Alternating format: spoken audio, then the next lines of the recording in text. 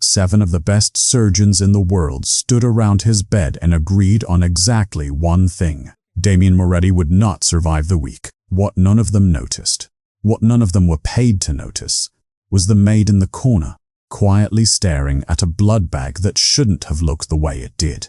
Damien Moretti, a man who had never once lost, never once bled in front of an enemy, was fading in front of 7 people who couldn't stop it. They called it an unexplainable disorder. But Emma, a maid with a mop bucket and a habit of noticing things no one else bothered to look at, saw something they didn't. The Moretti estate rose out of the hills like something built to be admired from a distance and feared up close. Marble halls, armed men trying to look like gardeners. A private wing that outside doctors were flown in blindfolded to reach.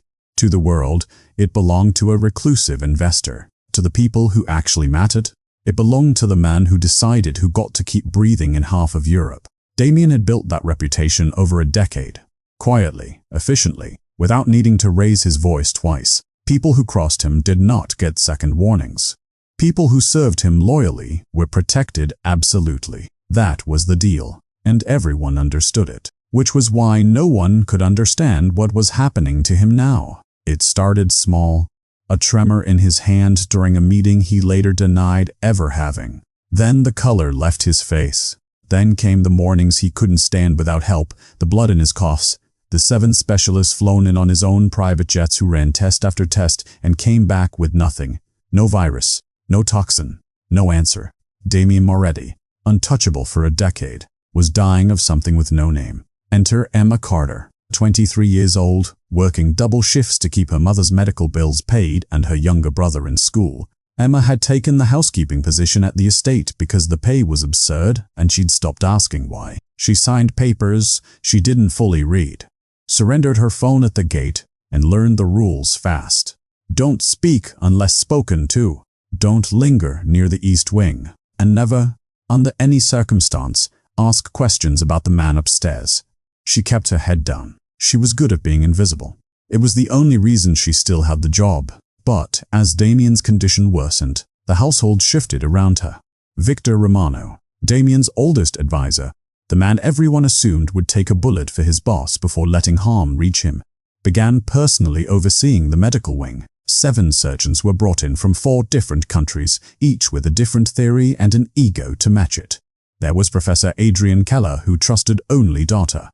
Isabella Romano, certain it was bloodborne. Dr. Isabella Romano, Marcus Hale, the calm one everyone deferred to, quietly running out of ideas. Emma's duties shifted with them, because someone needed to clean the medical suite without raising suspicion, and because nobody thought twice about a maid in the corner of the room. She became the one person who was there for every failed treatment, every hushed argument between doctors, every quiet collapse.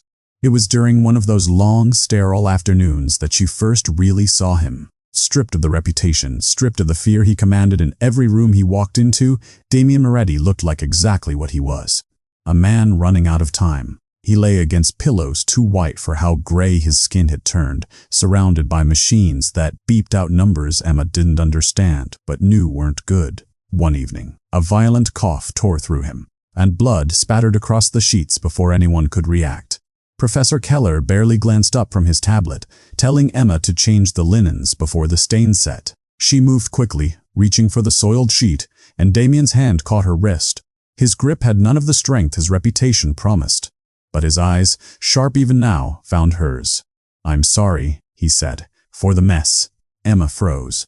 In 3 months at the estate, no one with power had ever apologized to her for anything. It's fine, sir," she managed, easing her wrist free. But something about the moment stayed with her. From then on, she watched him differently. And without meaning to, she started watching the doctors too. The transfusions that never seemed to help, the treatments that made him worse instead of better. The residue she noticed clinging to the inside of a blood bag that everyone else had already thrown away. She didn't know it yet, but she was the only person in that house about to ask the right question. Emma just noticed something 7 world-class surgeons completely missed. And this is only the beginning. If you want to find out what's really killing Damien Moretti, don't miss the next chapter. Follow now and comment below. Will Emma uncover the truth? What Emma didn't know, what none of them knew, was that the answer wasn't hiding in a lab result or a genetic test. It was hiding in plain sight, inside every bag of blood that had gone into Damien Moretti's veins for the last 3 months. And the man who'd put it there was standing in the room every single day, offering his condolences in advance. By the 3rd week, the medical suite had stopped feeling like a sick room and started feeling like a battlefield, one where the enemy never showed itself and the generals had begun turning on each other. Professor Adrian Keller was the first to act. Convinced Damien's collapse traced back to some undiscovered blood disorder, he ordered a full transfusion of a rare, heavily fortified plasma flown in overnight from a private lab in Geneva. Emma watched from the corner of the room as the bag was hung, the dark red fluid sliding slowly down the line into Damien's arm. For an hour, nothing happened. Then his monitors began to scream. His heart rate spiked, then dropped, then spiked again. His whole body convulsed against the sheets, and for a moment Emma was certain she was about to watch him die in front of her. Keller barked orders. 2 nurses restrained him. It took 11 minutes to stabilize his heartbeat, and when it was over, Damien lay paler than before, his lips faintly blue, his breathing shallow and uneven. That should have worked, Keller muttered more to himself than anyone else. Dr. Isabella Romano didn't bother hiding her disgust. Your plasma nearly killed him. My plasma treats a diagnosis. Your diagnosis is a guess. At least mine doesn't come with a body count. Emma kept her eyes down and her hands busy, gathering the soiled linens as the 2 surgeons argued over him like he wasn't lying 3 feet away, fighting for breath. It didn't stop there. Dr. Elodie Leron was next, certain the real damage was neurological. Some slow degeneration eating away at Damien's nervous system from the inside. He brought in electrode caps and a machine Emma didn't recognize, running currents through Damien's skull while he lay half-conscious, groaning through clenched teeth. By the end of the session, his hands had developed a tremor that hadn't been there that morning. Doctor! Sofia Mendez went in a different direction entirely, treating him for an aggressive autoimmune response, flooding his system with immune suppressants strong enough to make his fever spike within hours. Dr. Teenfiftis, Devra spike within hours. Kenji Sato pushed an experimental regenerative therapy, cells grown in a lab, injected directly into Damien's bloodstream, promising accelerated healing. Instead, Damien spent the following day vomiting and unable to keep his eyes open for more than a few minutes at a time. Dr. Ethan Brooks, the most aggressive of the 7, insisted the others were moving too slowly. He wanted full oxygen replacement therapy, a forceful, invasive procedure meant to flood Damien's blood with concentrated oxygen and force his organs back online. Marcus Hale was the only one who hesitated. He's not strong enough for that, he said quietly, standing at the foot of the bed. Look at him. We push any harder, we lose him. We lose him if we do nothing, Brooks snapped. We're already losing him, Hale said. Every time one of you touches him, we lose a little more. No one answered that, but no one stopped either. Emma said nothing. She wasn't paid to have opinions, and she'd learned early that opinions from a maid were, at best, ignored, and at worst a fast way to lose the only job keeping her family's lights on. So she cleaned, she emptied trays, she changed sheets soaked through with sweat and, twice now, blood. And she watched. That was the part none of the 7 surgeons seemed to do. Really watch. The way she did, hour after hour, day after day, with nothing else to occupy her mind but the rhythm of the room. And after 2 weeks of watching, she'd noticed something. It wasn't the neurological treatments. Damien's tremors came and went regardless of Laurent's sessions. It wasn't the immune suppressants. His fevers spiked on days he hadn't received any. It wasn't the regenerative cells, since his worst afternoon by far had come the one day Sato hadn't dosed him at all. But every single time, without exception, a fresh bag of blood went into his arm. Something happened within the hour. His pulse would stutter, his skin would gray. Once, his lips had turned faintly blue, the same as tonight. It happened after Keller's transfusion. It happened after a routine top-up 2 days later that none of the surgeons even discussed among themselves, dismissing it as standard care. It happened again the following week, and again 3 days after that. 7 brilliant minds, each convinced the answer lived inside their own specialty, arguing over neurology and immunology and regenerative science, and not one of them had noticed the one thread connecting every single decline. Emma noticed it because she had nothing else to look at. Because when you're invisible, people stop performing for you and you get to see what actually happens instead of what everyone claims is happening. That night, after the surgeons had retreated to the library to argue over Scotch and theories, Emma stayed behind to collect the medical waste, used gauze, empty vials, the discarded blood bag from that afternoon's transfusion, already flagged for disposal. She almost didn't look. It was habit more than curiosity. The same habit her father had drilled into her years ago, hunched over hospital filtration units with a flashlight in his teeth. Always check the line before you throw it away. She turned the empty bag over in her gloved hands, tilting it toward the light. Something dark clung to the inside of the tubing, a thin residue, black as tar, coating the plastic in a way blood alone never should. Emma went still. She had seen this before. Not in this house, not with this blood, but years ago, watching her father pull apart a contaminated filtration line and explain patiently. What happens when something that isn't supposed to be in the blood supply gets in anyway? Her hands began to shake. Whatever was killing Damien Moretti wasn't hiding in his genes, or his nerves, or his immune system. It was hiding in the blood itself. Emma didn't sleep that night. She lay on the narrow bed in the staff quarters, staring at the ceiling, replaying the image over and over. The dark residue clinging to the inside of that discarded tubing the way it had caught the light wrong. Thick and tar black where blood should have run clean. She told herself she was wrong. She told herself it was nothing. Old plasma, a manufacturing defect, something ordinary that 7 of the world's best doctors simply hadn't bothered to mention because it didn't matter. But she'd learned a long time ago not to trust the version of a story that let her go back to sleep. By morning, she'd made a decision. If she was wrong, no one would ever know. If she was right, she needed more than one bag to prove it. Over the next 4 days, Emma became someone else entirely. Still quiet, still invisible, still moving through the medical suite with the same downcast eyes she always wore. But underneath it, she was watching everything now, counting, cataloging. Every time a transfusion bag was disconnected and flagged for disposal, she made sure she was the one to collect it. It wasn't difficult. Nobody wanted to touch biohazard waste, least of all 7 surgeons who considered themselves too important for it. Emma simply did her job, and quietly set aside what she needed before it reached the incinerator. She stored them in an old linen closet at the far end of the servants' corridor, wrapped in plastic, hidden behind a stack of spare pillowcases nobody ever touched. 6 bags, 6 different transfusions spanning nearly 2 weeks. On the 5th night, when the house had gone quiet and the surgeons had retreated to their rooms, Emma locked herself in the small laundry room with a flashlight, a magnifying glass she'd taken from the estate's tool shed, and the 6 bags laid out in a row on a towel. She examined them one at a time. 4 of them were unremarkable. Faint traces of residue near the seal, the kind of thing any transfusion bag might show after use. Standard, expected. But 2 of them stopped her cold. The residue inside wasn't just present.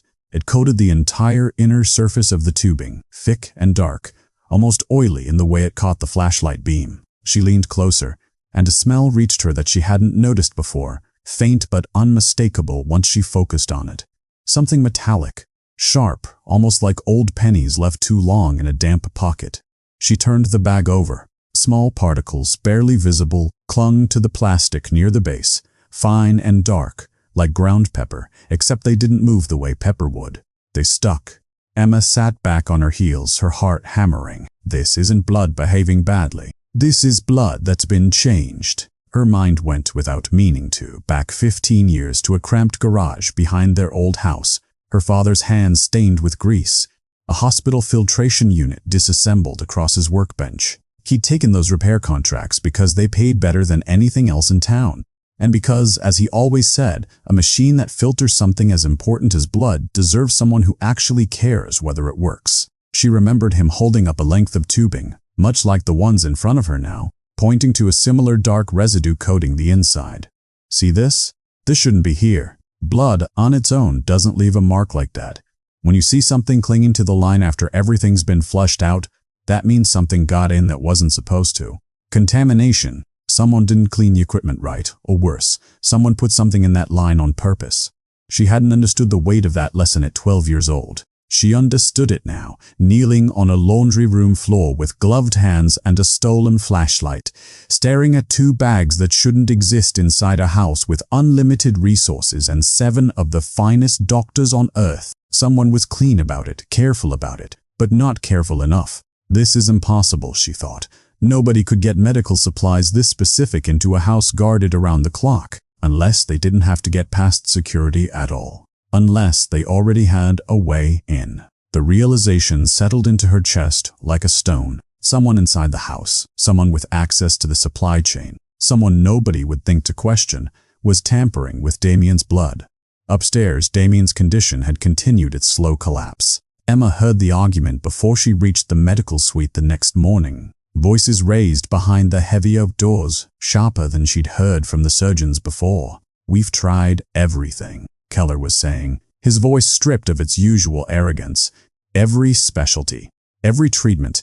We are no closer to an answer than we were 3 weeks ago. Continuing to treat him blindly isn't medicine," Mendes added quietly. "It's guessing, and every guess is taking something out of him he doesn't have to spare."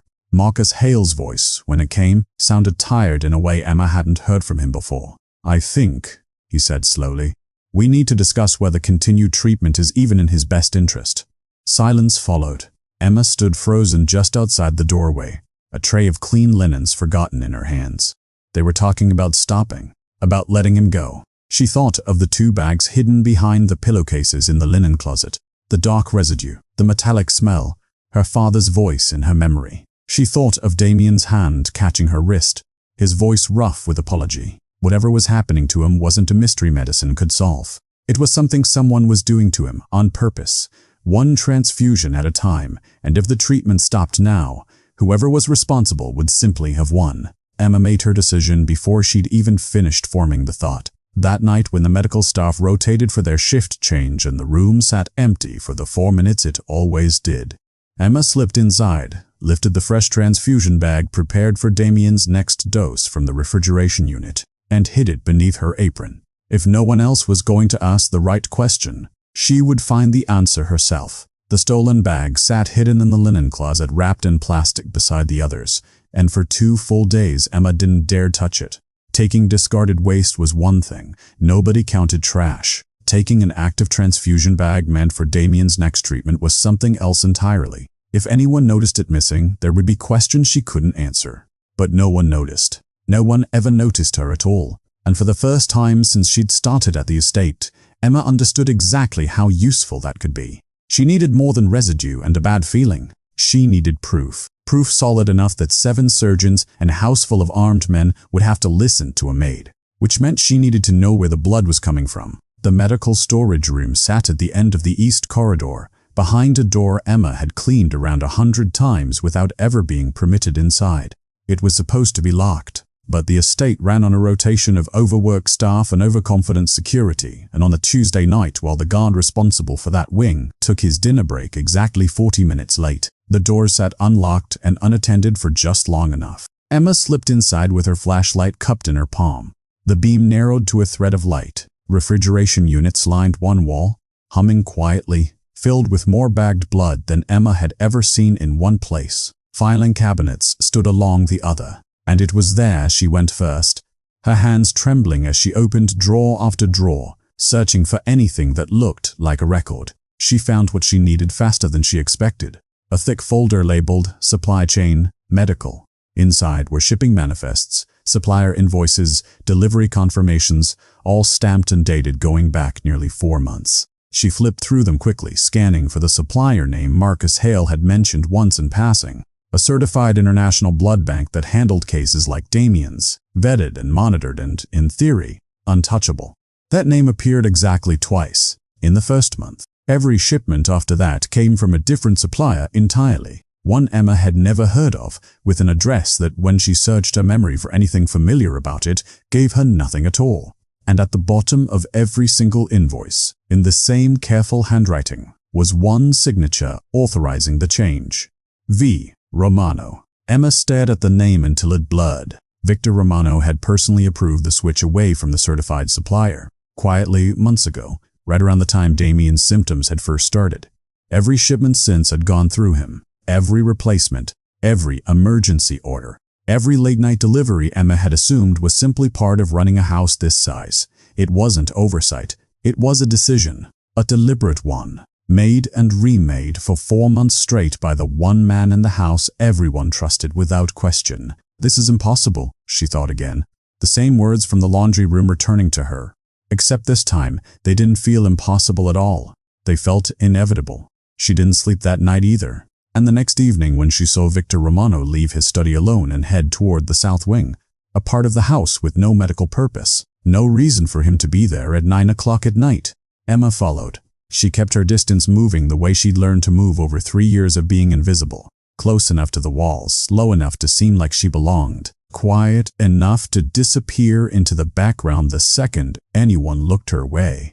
Victor stopped outside a small, unmarked laboratory door near the old wine cellar, a room Emma hadn't even known existed.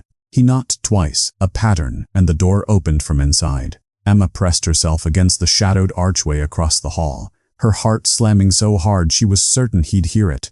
"Metzi, running low on the current batch," a man's voice was saying from inside. Unfamiliar, clinical. 2 more weeks at this rate, maybe 3. "That's fine," Victor said, his tone calm in a way that made Emma's skin crawl. 3 weeks is more than enough. His organs are already failing on their own now. We barely need to push anymore. And the surgeons? Convinced it's genetic. One of them's already talking about ending treatment altogether. A pause. And when Victor spoke again, there was something almost amused in his voice. "They'll bury him thinking they failed to cure a disease that never existed." Emma's stomach dropped. "And after?" the technician asked. "After," Victor said. "The captains will need someone steady to lead them through their grief. Someone Damien trusted enough to leave in charge when it mattered." He didn't say his own name. He didn't need to. Emma's hand found the small recorder in her apron pocket, one she'd taken from the estate's old security office weeks ago, on instinct, without really knowing why. Her fingers were shaking so badly it took her 2 tries to press the button. She held it as close to the door as she dared, capturing every word for another 30 seconds, her whole body rigid with the effort of staying silent. Then, behind her, a floorboard creaked. She froze. Inside the room, the conversation stopped. "Someone's out there," Victor said, his voice suddenly sharp, all warmth gone from it.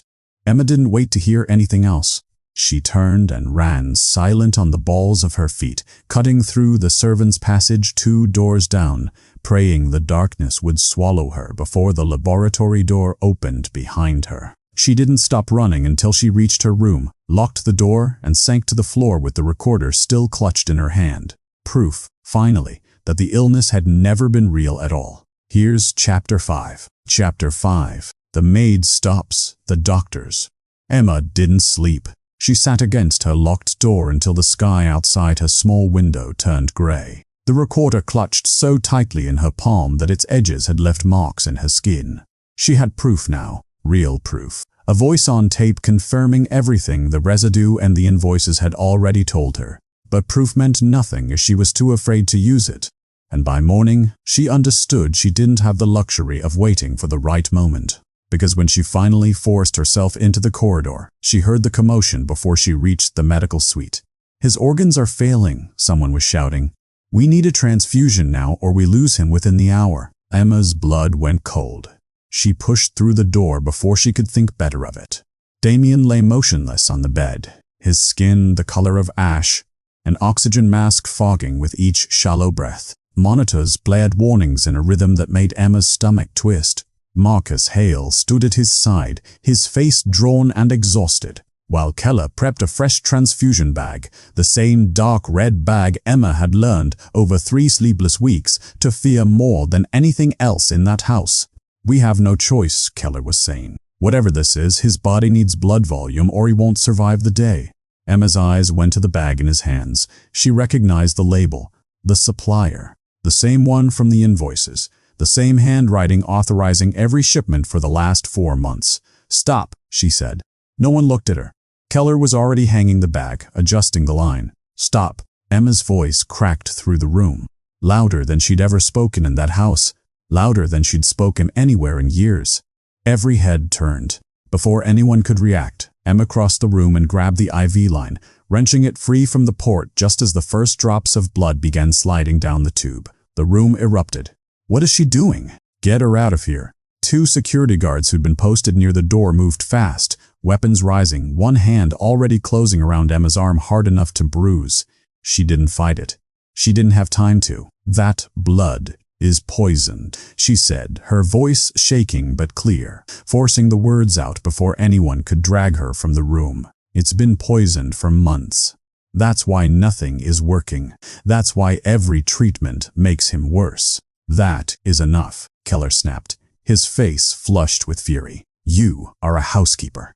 You have no medical training, no authority. I have proof." The room went still. Emma pulled the recorder from her apron with her free hand, her fingers trembling so badly it took 2 attempts to press the button. Victor's voice filled the room, calm and clinical, discussing dosages and timelines and the captains needing someone steady to lead them through their grief. Nobody moved. Nobody breathed. "That could be anyone," Keller said finally, though his conviction had thinned considerably. "Edited. Fabricated. You expect us to believe a maid uncovered a conspiracy 7 of the world's leading physicians missed?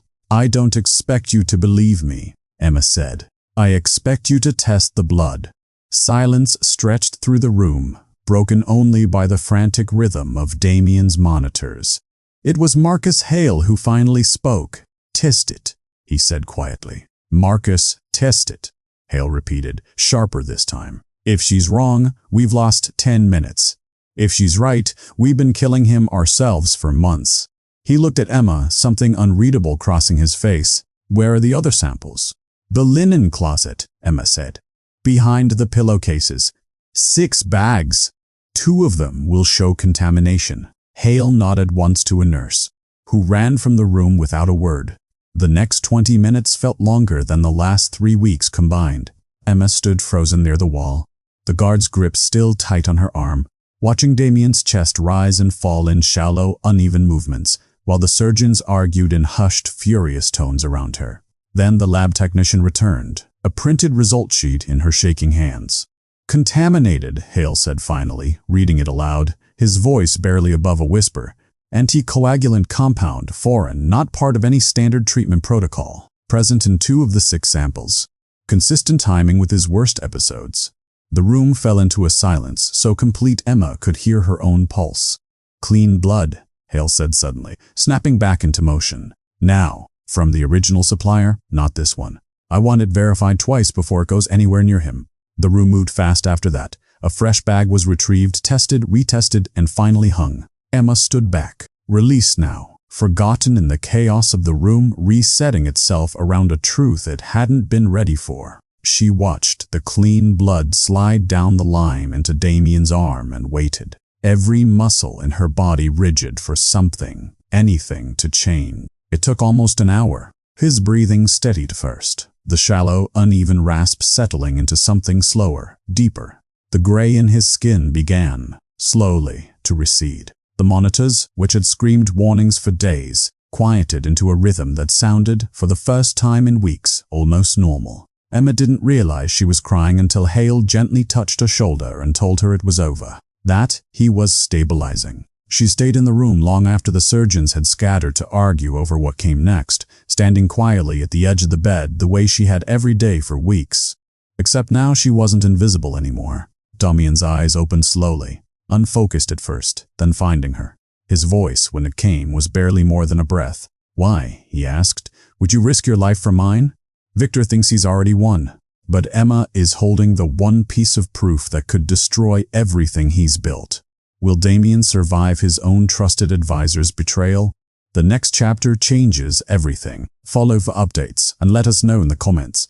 Which surgeon did you suspect the most? Emma didn't answer him right away. She couldn't. There was too much crowding her throat. Relief, fear, the sheer disbelief that he was still breathing at all. Because someone had to, she finally said. Damien's eyes stayed on her, weaker than she'd ever seen them but still sharp underneath the exhaustion. Victor, he rasped.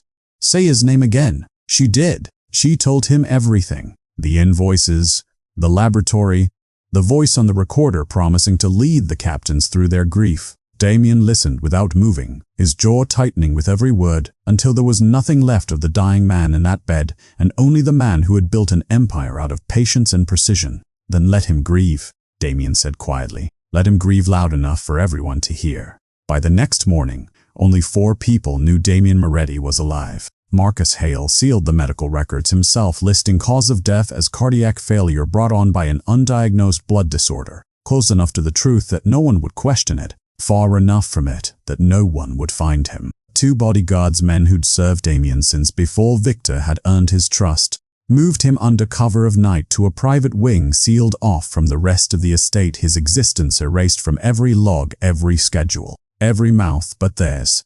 Emma stayed close, officially reassigned to deep cleaning duties in a wing no one had reason to enter. Unofficially, she was the only person allowed to see him eat, see him breathe, see him slowly claw his way back from whatever Victor's blood had done to his body. You don't have to keep doing this, Damien told her, the 4th night, watching her change his dressings with hands that had gone steady again. I know, Emma said. He didn't ask why she stayed. She suspected by then. He already understood. The announcement went out 2 days later. Damien Moretti, reclusive investor and quiet power behind half of Europe's underworld, had died in his sleep, surrounded by the finest medical care money could buy. The obituary was tasteful, vague, exactly the kind of ending a man like Damien was supposed to have. No violence, no scandal, just the quiet failure of a body that had simply run out of time. The estate transformed within hours. Black cars lined the drive by the following morning, filling the courtyard with men who had spent decades fearing Damien's name and would now spend the rest of their lives fearing whoever inherited it. Flowers arrived by the truckload. Captains from 4 countries flew in on short notice, dressed in mourning, murmuring condolences to Victor with the particular sincerity of men already calculating their next move. Victor wore grief well.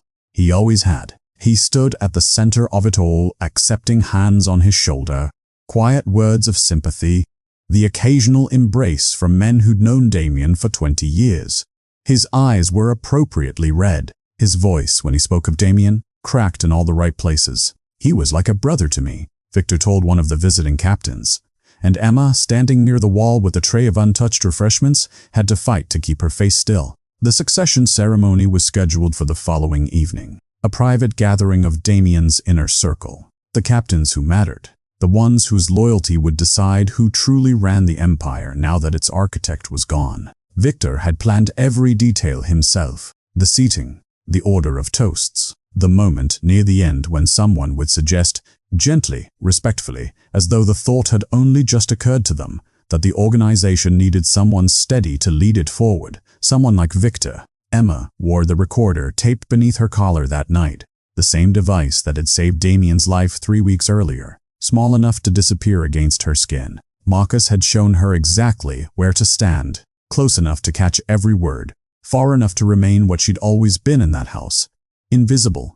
She didn't have to wait long. Alone in his study afterward, a glass of scotch already in his hand, Victor allowed himself, for the first time in months, to simply enjoy it. Emma stood near the doorway with a stack of folded linens, unnoticed, unremarkable, exactly as she'd trained herself to be. 3 months of careful work, Victor said to no one, to the room, to the portrait of Damien still hanging above the fireplace. He lifted his glass toward it, almost affectionate. You never even saw it coming. 7 of the best doctors in the world, and not one of them thought to look at the one man standing beside your bed every single day. He drank, he laughed, low and satisfied, the sound of a man who believed completely that he had won. Tomorrow, he said, they bury an empty coffin, and I inherit everything you built pretending you deserved it more than I did. Emma's hand didn't shake this time. She stayed until he'd said enough. Names, dates, the technician's fee, the supplier he'd bribe into silence for another year, then slipped out before he noticed her at all. The funeral was held the next afternoon beneath a sky the color of wet slate. The entire organization gathered in black around a coffin sealed shut on Marcus Hale's orders. Too fragile a body, he'd told them, for an open viewing. Victor approached it last, after the captains had paid their respects, after the flowers had been laid, after every eye in the courtyard had turned toward him, as though the ceremony had simply been waiting for its true beginning. He walked toward Damien's coffin slowly, solemnly, his hand resting against the polished wood, and he was smiling. The smile still hadn't left Victor's face when the first crack split the silence. a sound like wood groaning under pressure, coming from inside the coffin. The courtyard froze. Somewhere near the back, a captain's wife let out a small, startled sound. Victor's hand, still resting on the polished wood, went rigid. The lid rose. Damien Moretti sat up slowly, dressed not in a burial suit, but in the same dark clothes he'd worn 100 times walking into rooms full of men who feared him. His skin had color again. His eyes, when they found Victor, held none of the weakness they'd carried for 3 months. "Hello, Victor," he said. "You look like you've seen a ghost." Nobody moved. Nobody breathed. 7 surgeons who had signed his death certificate stood frozen among the mourners. And somewhere in that stunned silence, Emma stepped forward from the edge of the crowd, no longer invisible, no longer overlooked. "He's not sick," Damien said, rising fully now, his voice carrying across the courtyard the way it once had in boardrooms and backrooms alike. "He was never trying to cure me. He was poisoning me. For 4 months this man replaced my blood supply with a contaminated substitute, forged the shipping records to cover it, and watched 7 of the finest doctors in the world chase a disease that never existed." "That's insane," Victor said, but his voice had lost its footing. "Grief has clearly—" "I have his confession," Damien cut in. His own voice, recorded 2 nights ago in his study, celebrating exactly what he'd done and exactly what he planned to inherit. Emma stepped forward and set a small case on the table beside the coffin. 6 bags, wrapped and labeled, the 2 contaminated ones marked clearly apart from the rest. Marcus Hale moved beside her, lending the moment the weight of his authority. "These were tested in a certified lab 3 days ago," Hale said. "Foreign anticoagulant, present in exactly the samples that align with Damien's worst episodes. I signed off on it myself." Professor Keller was the first of the surgeons to step forward, his earlier arrogance nowhere in sight. "We missed it," he said, loud enough for the whole courtyard to hear. "Oh, 7 of us missed it. Because we were looking at symptoms instead of the one thing being done to him deliberately." He turned toward Emma. She didn't have a medical degree. She had patience, and she watched him when none of us thought to. Isabella Romano nodded beside him. "She saved his life. We nearly ended it." Victor's eyes moved across the courtyard. Captains he'd spent months courting, bodyguards he'd never fully controlled, an exit he no longer had. He took 1 step back toward the tree line, and 2 of Damien's men closed the distance before he'd taken a second. "You would have buried me and called it grief," Damien said, walking toward him now, slow and deliberate, the way he'd walked into rooms for a decade. "You would have stood over my coffin, accepted their loyalty, and worn my name like it belonged to you." "I earned it," Victor spat. "All pretense gone now. 20 years, and you were always going to hand it to someone weaker than me eventually. I just moved first." "You moved against family," Damien said quietly. "That was your only mistake." He turned to the captains gathered around him, dozens of men who had built careers on Damien's word alone. "Victor Romano no longer holds authority in this organization. No rank, no territory, no protection. What happens to him next isn't a mystery to anyone here." 2 bodyguards took Victor by the arms. He didn't fight it. There was nowhere left to run, and everyone in that courtyard knew it. Epilogue. 3 weeks later, a car Emma didn't recognize pulled up outside the small house she shared with her mother and brother, and Damien Moretti stepped out of it looking nothing like the man who'd once apologized to her for bleeding on a bedsheet. He didn't come with guards this time. He came with a folder. By the end of that afternoon, every debt her family owed had been settled. The medical bills that had chained her to double shifts for 3 years, gone. Her mother, whose condition had gone untreated far longer than it should have, was scheduled for care at a private facility Emma had never dared imagine affording. Ethan's tuition was paid through graduation, in full, without condition. "You don't have to do all this," Emma said, standing in her mother's small kitchen, the folder still open on the table between them. "I know," Damien said. "I'm doing it anyway." He told her about the house next. Already purchased, already furnished, waiting for her family in a quiet neighborhood far from anyone who might remember the estate, the surgeons, or the man who'd nearly died in it. "I have soldiers who would take a bullet for me," Damien said, watching her carefully. "Advisors who can read a balance sheet or a threat before it fully forms. I had 7 of the finest doctors in the world standing over my bed, and every single one of them missed it." "You had 1 maid," Emma said quietly, "with nothing better to do than watch." "I had 1 person," Damien corrected, who refused to accept an answer just because everyone around her had already agreed on it. That isn't nothing, Emma. That's rarer than everything else I just listed. He held out his hand. Not the way he had that first day, weak and grateful and half-conscious, but steady now, certain. I'm not asking you to work for me, he said. I'm asking you to stay, not as staff, as the one person in that entire house I trust without needing proof. Emma looked at the folder, the tuition papers, the deed to a house she hadn't asked for, and finally at him. I already decided that, she said. The night I pulled the needle out of your arm, a maid nobody bothered to notice, turned out to be the only one who saw the truth. Damien Moretti's story was never just about survival. It was about loyalty, courage, and a second chance no one saw coming. If this story moved you, drop a like, share it with someone who needs a good dark romance, and follow for our next series, coming very soon.